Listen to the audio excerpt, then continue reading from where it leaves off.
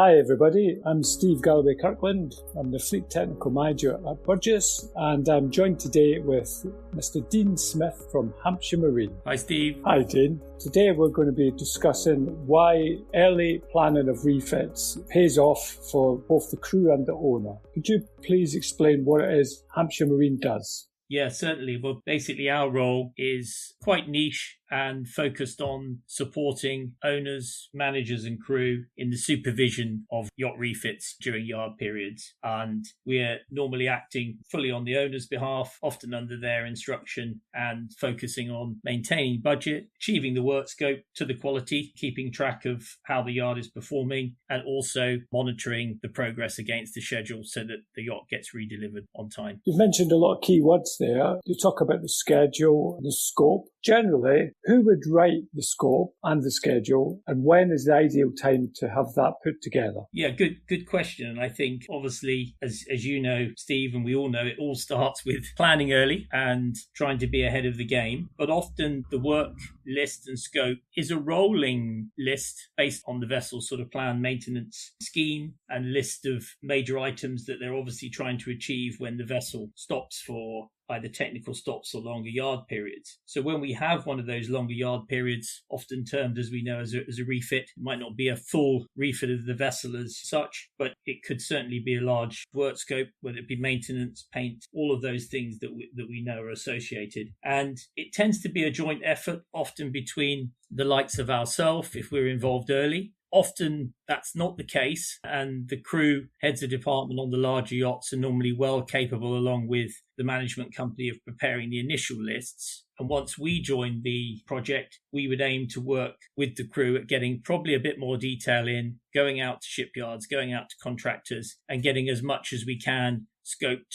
priced, lead times understood early on. And that comes back, as we say, to the early planning. And the schedule often then starts to get pulled together a bit later once we've got all that information, and we can work alongside the yard if it's going to be their responsibility for the overall project management, to get a detailed schedule together, and ideally well before the yacht arrives. You spoke a lot there about the early planning. Is there a sweet spot for when the planning should take place? Yeah, again, it probably comes back to the size and scale of the refit or the yard period. For the bigger yard periods, which we often all tend to associate with the magic 5 year in the vessel's life cycle, which ties in normally with the special survey, the renewal survey. It also seems to fit nicely with when a lot of vessels' paint system on the top side superstructure is coming up for a refresh or a repaint, and therefore, we can plan in those big yard periods. And ideally, we're now looking at anything up to 1 to 2 years ahead. So that means you could almost be starting pretty much after the vessel's intermediate survey, which is in the 2 to 3 year window. And it sounds a long time ahead, but as we all know, we're probably talking in general about larger vessels. I'd probably say 65, 70 metre plus. A lot of the vessels that you're involved with, and we're involved with, even above that, 90, 100 metre plus. And again, finding the right shipyard, finding the right slot,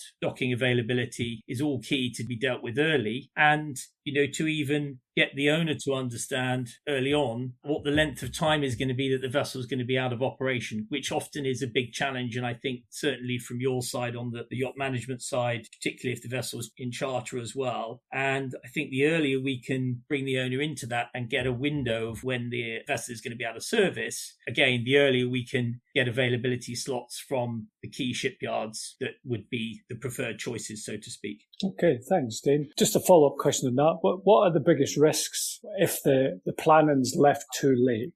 Yeah, I'd say that the biggest risk is going to be that you have a risk on the overall project schedule, critical path, so redelivery. If you've not got things lined up in advance, then you're always risking the project end date. So, the irony is that the sooner that you could start planning, potentially the sooner that you could redeliver. And sometimes the only way to ensure that you've got ideally a quicker redelivery time, the owner may say, okay, you've got 5 months. If you could do it in 4.5 months, nobody's going to complain about that. And that's only going to happen with early planning and making sure that you have placed orders for all the key lead time items and labour as well, with some of the key OEM suppliers. So I would say that the biggest risks, if you leave it late, are the redelivery time, purely based on the fact that you haven't got the equipment in time, you haven't got the labor turning up on time. And, we all know that often is going to be the rub with an owner if they don't get the vessel redelivery on time. The cost is manageable as long as, the budget has been accurately prepared, and there can be a risk with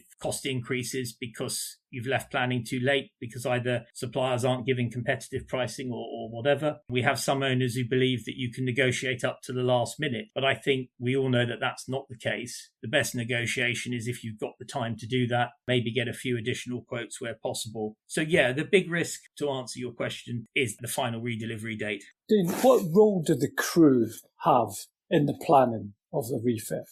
Yeah, I'd say it starts with the fact that on the larger yachts, we have the departments, as we know, engineering, deck, interior, and it's very, very important that we understand what the key priorities are from the crew. And initially that is going to be regulatory requirements, class flag, and safety. But also, the crew will have a very good knowledge of what the owner really wants. This sometimes I think is the biggest balancing act, is that on one hand, we on the shore side will be being pushed by the owner for speed of delivery, keeping on budget, not spending too much. But on the other hand, the crew will know the owners much better than we do, and they'll be getting a lot of information from the owner when they're on board. Oh, I want this changed. I want a new carpet in the owner's suite.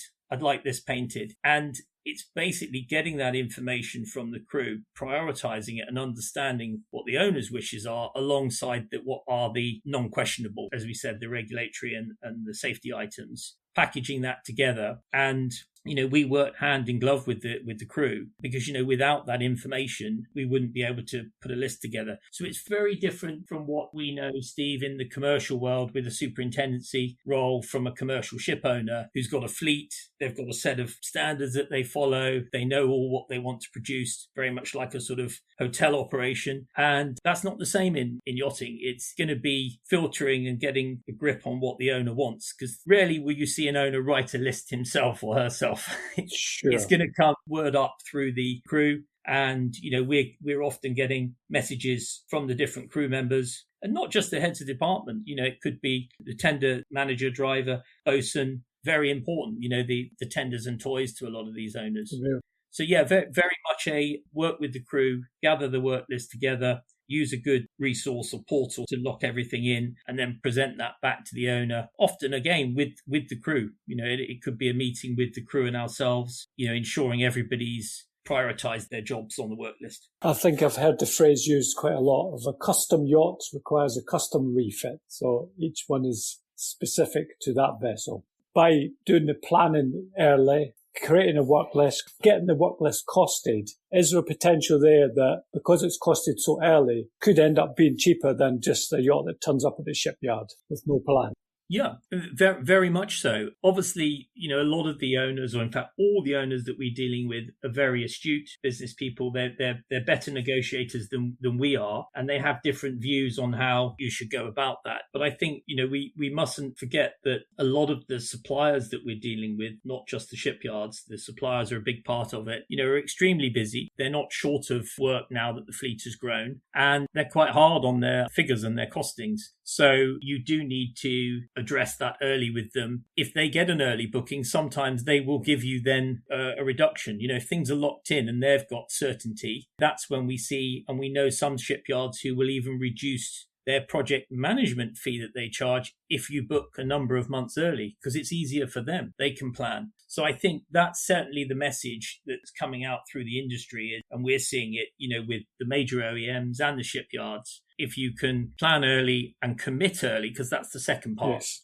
Obviously we can plan, but it also involves making that commitment, getting into contract, then you can achieve some savings. And we're not talking about huge discounts, sensible savings. And ultimately, it's all for the good of the project, because everybody, the suppliers, even the shipyards, whatever anybody says, the professional shipyards do want to redeliver on time, in our opinion. You've spoke a lot about some of the larger yachts. It's my experience that it's the smaller boats that often need the most support. So what advice could you give to smaller yachts, perhaps a yacht where it only has one engineer, for example? Yeah, we are often involved in the smaller yachts. Dare I say that in a lot of occasions, the smaller yachts will see it themselves that it's their role to look after, and often owners expect the crew to. But where we do get brought in, and particularly with older, smaller vessels, where there's potentially a lot of unknowns or emergent work, and a big special survey is maybe looming, or end of life on a lot of products, bridge equipment, for example, or even recently, we've got a vessel looking at re-engineering. And in that case, with a smaller vessel, yes, we would see ourselves coming in and helping, initially from probably a technical assessment point of view, maybe bringing in a few other specialists as well, and getting a really good understanding of the scope and assisting with the crew, so that, as you say, before they arrive at the vessel, there's probably a really good understanding of what the expectations are, what's going to come through. And,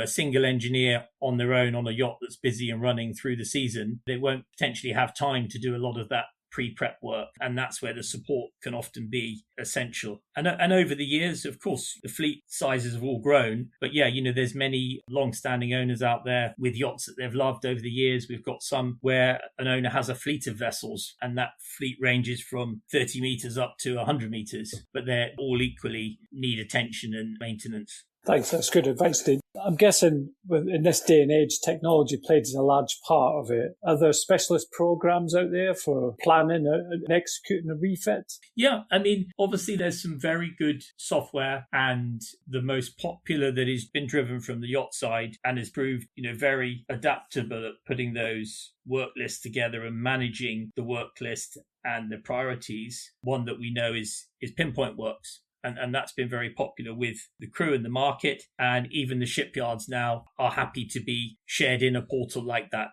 There are others, and there's some good products that are simpler and not necessarily directed only at the yacht market, like Smartsheet. And basically, it's a portal, document control, sharing information to avoid confusion or items getting missed. When it then comes to the planning, ultimately, if you're working with a shipyard and they're responsible, you're going to want to be leaning on their planning tool. And the popular tool in some of the shipyards is Rike, which is a full project management suite and tool rather than a work list tool. But all of those, I think, are developing and need to be looked at, because coming back to your early point, a custom yacht needs a custom refit. So there's never one program fits all. And what we tend to find is that a vessel will potentially also have a planned maintenance system, like IDEA as an example. And, there's a lot of information in there. So it's about drawing the information together, sharing that with the shipyard as early as possible, and making sure nothing gets missed. And then, having it played back by the shipyard in their quotation packages to ensure there's good time to check that they've got all the right scope in, know what the exclusions are. And that all takes time. But yeah, the software certainly has helped us. It's helped the crew, and we're using it more and more across all the vessel sizes. I'm just thinking back to my own time when I've been in refits. Shipyards can be quite an alien environment to crew. We're quite well versed at how to operate the vessel and pull all the levers. What advice can you give for the crew who find themselves in the shipyard and there's all this work going on and the difficulties that they can find there? Yeah, and I concur with that, is that it can be a difficult environment. It's very much a case that the vessel is often the crew's home, and, that it's being driven into a shipyard and all of a sudden taken over, and hordes of scaffolders and workers coming on board, often into their, home space, home environment. So that in itself is an initial challenge, and some shipyards, some contractors are better than others. So I think the key for crew, specifically crew, some crew have obviously done a lot of yard periods, others less so, is to really slow down at the beginning, understand that things will take time. It'll take time to develop the relationship with the shipyard. They can't always do everything straight away. There'll be a number of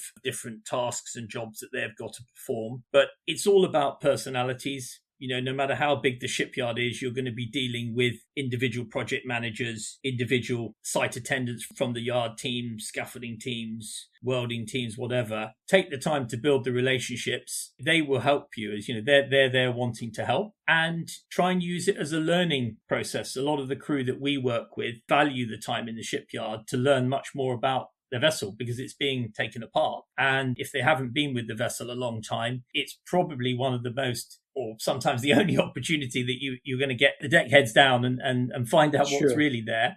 So look at it that way and not sometimes over expect on work list. Try and have a achievable work list and be happy rather than a large work list and be unhappy throughout the project, because it can be a long period. Yes. And stressful. Yeah. Okay, Dean. I can see that we're sort of coming to the end of our time here. I think I'd just like to summarise the key takeaways from our chat today is that for a refit, you can never really plan too far in advance. You want to make the scope of work as detailed as possible. You want to be approaching shipyards and contractors again as early in the future as you can, and be engaged with the owner, the shipyard, someone like yourself perhaps as a project manager, and the management company. And if that's all done, then you're sort of 90% of the way to planning, executing and delivering a vessel back into service. Would you say that's a fair summary? That's a good summary, Steve. And obviously a little dose of luck tucked in there at the end.